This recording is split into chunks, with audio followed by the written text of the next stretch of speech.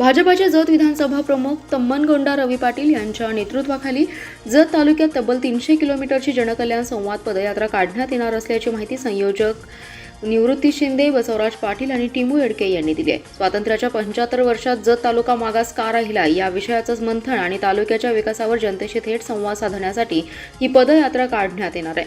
ही यात्रा 2 टप्प्यात करण्यात येणार असून पहिल्या टप्प्याचा शुभारंभ 28 जुलै रोजी उमदी येथून होणार आहे.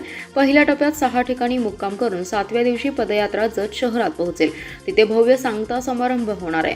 पहिला टप्पा 150 किलोमीटरचा आहे. तम्मनगोंडा रवी पाटील पायी चालणार आहेत. ते थेट शेतकरी, कष्टकरी, युवक, महिला, भगिनी, शालेय विद्यार्थी यांची भेट घेऊन जत तालुक्याच्या विविध प्रश्नांवर संवाद साधणार आहेत.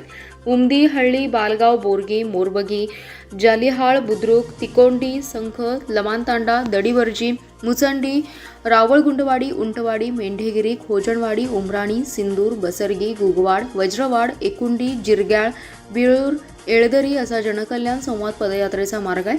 जत तालुक्याचा विकास खुंटण्यामध्ये औद्योगिक विकास अत्यंत महत्त्वाचा आहे. जत तालुक्यातील जनतेचे प्रश्न थेट विचारून तालुक्याचा औद्योगिक, कृषी, शैक्षणिक, आरोग्य, रोजगार आणि सामाजिक विकास करण्याच्या दृष्टीने पुढील 5 वर्षात एक ठोस आराखडा तयार करण्यात येणार आहे. शासन दरबारी त्याचा पाठपुरावा करून जत तालुक्याचे नंदनवन करण्याचा मानस असल्याचे बसवराज पाटील यांनी सांगितले.